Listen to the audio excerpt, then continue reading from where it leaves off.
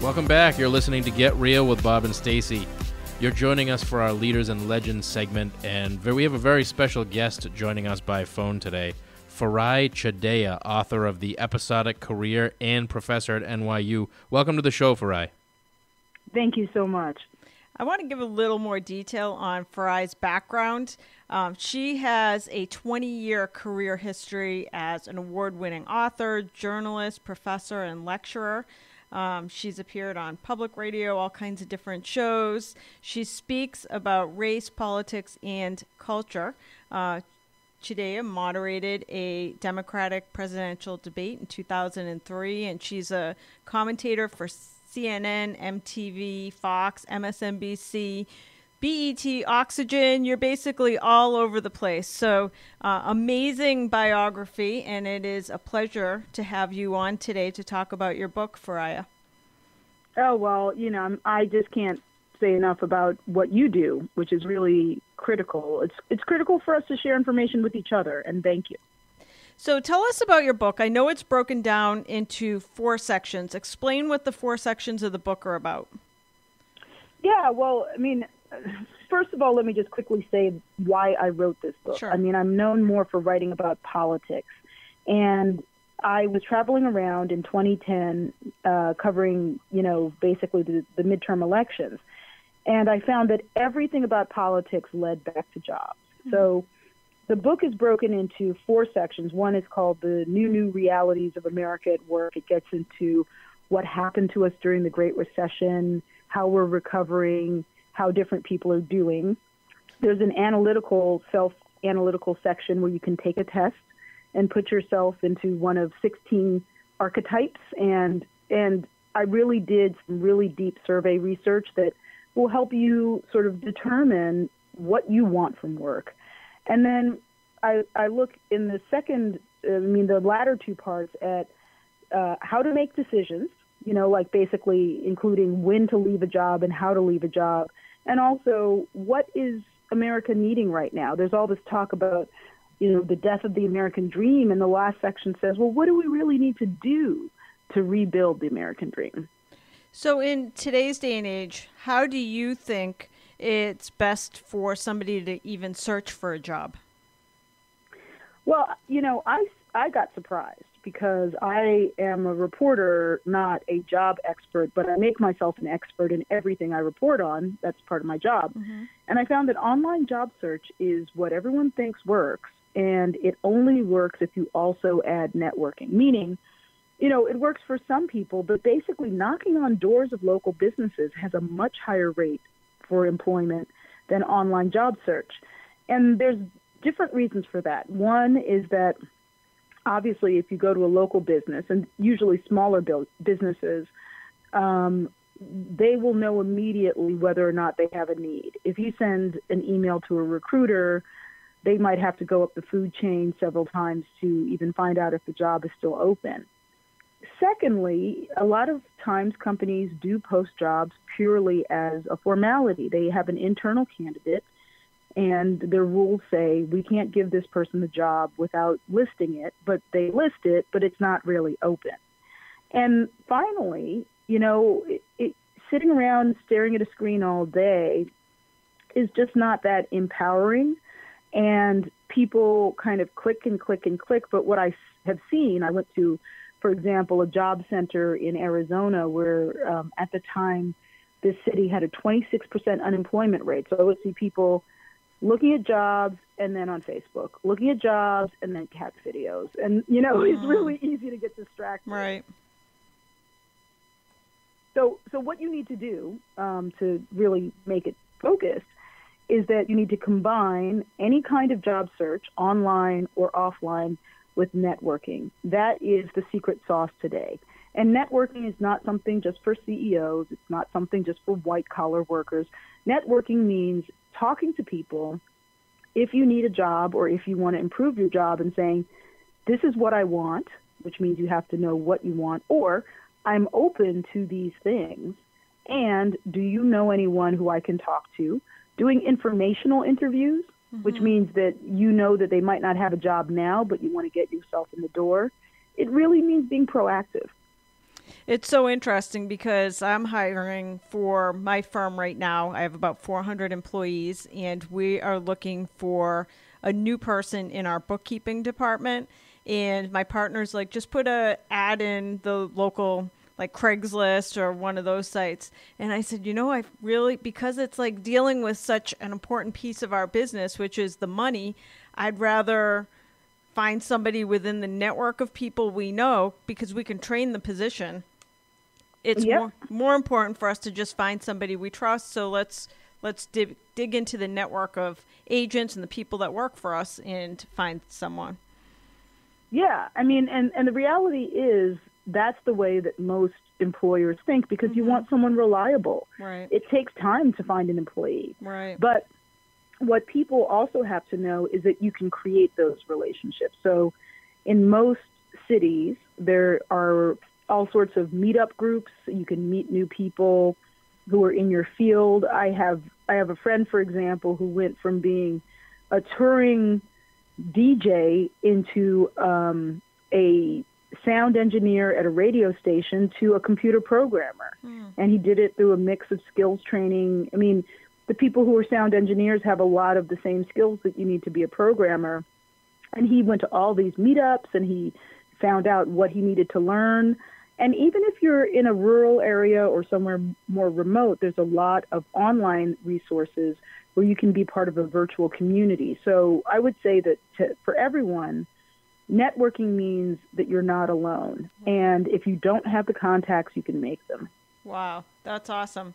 So you talk in your book, you say there's 3 things that people need today in order to succeed in their career. What are the 3 things? First of all, you have to know yourself. So part of this book is a self-diagnostic tool that I created out of a lot of survey research and, career research called the work-life matrix. We can go more into that if you want. But however you do it, you need to know what you really want, because one person's dream job is another person's nightmare. And I've ended up in other people's dream jobs, and I felt really guilty that I wasn't happy. But you have to know what you want.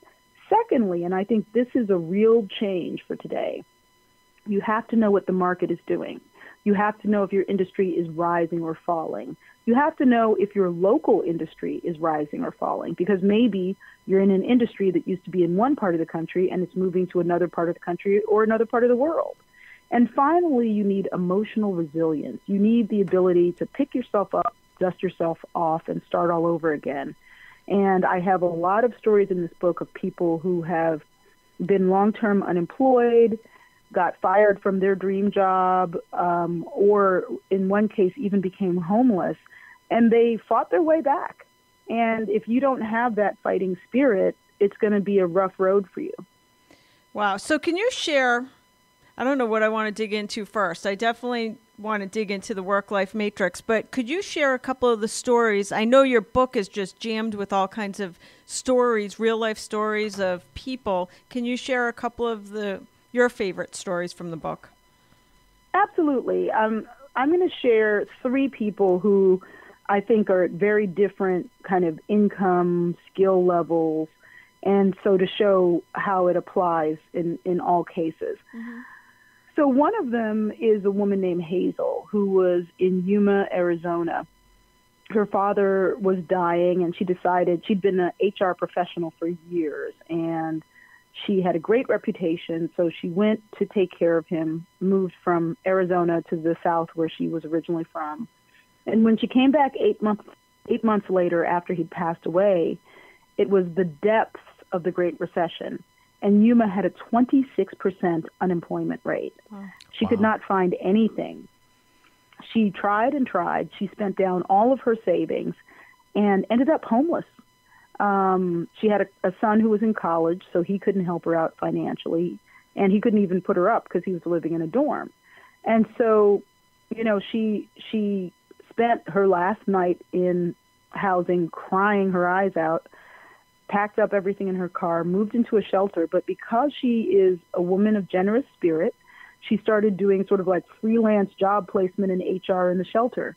And now she is the HR director of the shelter. Wow. And that to me is a great story of how Just never say die. Never say it's over. Yes. Yeah, and on the upper level of the income scale, there is a guy named Adam Freed who was a TV reporter, loved his job, but through a contract dispute, he got fired. And he too cried. and then he ended up looking through his network, and someone said, there's this new company called Google, and we know you're really good at languages. Why don't you come and work for us? And so he ended up as the international product director of Google and grew that division from 20 people to 600 people. Wow. And needless to say, is financially set for life. Yes. He still works because he wants to, but he doesn't have to. Wow. And, kind of in the middle is a woman named Elaine who has had 14 jobs in 25 years. She went to law school because her parents wanted her to. She didn't even want to go, but they forced her to pretty much. And she got out during one of the recessions in the 90s, got laid off within 8 months, and was like, look, if my parents' dream job for me didn't work out, I'm going to do what I want. So she became a writer covering technology and now is an executive at the middle level, not like a top-level executive in marketing. And so those are all very different scenarios, but what it takes is admitting that you have been crushed, taking stock of what you have around you, and staying focused on how to rebuild your life. That is awesome, because all of those stories, all three of them ended up in careers that they're happy and passionate about. Exactly. Wow. Awesome. All right. I need to know about the work-life matrix. What is that all about? Well, the work-life matrix is a tool that I developed through a mix of interviews and survey research. So just to give you some perspective, the average, survey that we have for political polls is like 1,000 people, and I surveyed 2,000. Wow. Of course, it's a big country, but it's still a pretty good sample. So the 4 questions in it are basically about how much risk you're willing to take in your career. Do you like starting projects more or finishing them more? Are you driven by solving a social problem, what I call high social impact work? And do you like making decisions alone or in a team? And these are things that I saw that really made people happy or unhappy, but often they didn't even realize that that was the reason they were happy or unhappy. Like if you're someone who wants to be the creator and inventor and start new things, but you're in a job where you just are expected to, finish this, finish that, you probably won't be happy. And first of all, let me say, the world is not created to make us happy. Right. We have to make ourselves happy, and sometimes we all have to take jobs that we don't like. So I'm not trying to be Pollyanna-ish about this. But there were some really interesting things that came out. So first of all, just by answering these 4 questions, you get placed in one of 16 archetypes, and I have a story for each one, a personal story from an individual, and also a list of the careers that people who I surveyed tended to be in. And so high risk takers were disproportionately likely to be entrepreneurs. And one of the most surprising things, and most people are not risk takers. That was another thing. There's a very small group of risk takers compared to people who are more cautious. But the most surprising thing to me that taught me a lot was that people who do high social impact work and try to solve social problems are less happy than people who work for money, who want to just want a paycheck. And there's nothing wrong with working for money, because a lot of people might work for money and they volunteer at their church or they help their neighbors or whatever. So that's not a judgment. And I realized that if you are working for money, you can set a dollar goal and when you've met it. But if you're working on high social impact, it's like never ending. Like, I want to create excellent education for all American children. Wow. When's that, so it really makes sense. And I consider myself a high social impact worker. My archetype is, I gave them each a name, is the promoter, which deals with promoting a vision of the world as you want it to be. And so for me, I try to promote, information as a tool that helps people, and storytelling and all these things. So it's not about being a salesperson, but it's about being a promoter of a certain idea. But the work that I do is never over, and I have to slow my roll sometimes and just say, you know what, it's okay. Mm-hmm. You weren't put on this planet to save the world. You were put on this planet to do good work. And so my hope with the work-life matrix is that it gives us all more compassion for who we are, and also more compassion for our coworkers, who can be very different from us. So two people doing the same job could be doing it for different reasons and in different ways. And if people take this test together, and also the Harvard Business Review is actually going to make an online tool of this, which I'm really excited about. Wow. I am dying to read the book right now. I'm going to order it right now. Yeah, Oh, just thank for you. that matrix. Thank you. In fact, I posted on my Facebook wall today, I was reading an article, and it said something to the effect that there are roughly 1,100 billionaires in the world, 665 self-made billionaires, and guess how many women self-made billionaires? No idea. Well, 14. I guess. Really? Oh, my God. Is that like... Okay, That's it? so I know two of them. One is Oprah and one is the woman from Spanx. And I think maybe J.K. Rowling is one. I don't know. I read that and I'm like, that number just is horrible. But no, it's 14? horrible. It's horrible. Yeah. So,